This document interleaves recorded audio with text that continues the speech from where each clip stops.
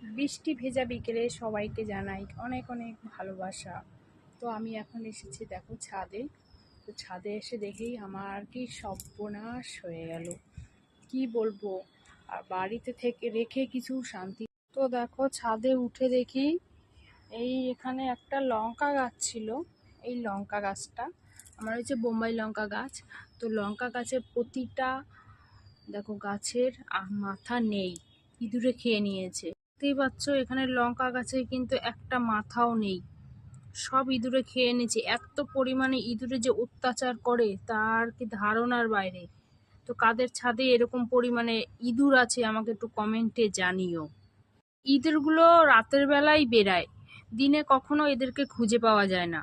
রাত্রেবেলায় এরা বেড়ায় আর এক একটা গাছের আমার সব সর্বনাশ করে দেয়। এই দেখো এই গাছটাতেও কি করেছে, একটা গাছ নেই ইঁদুরে।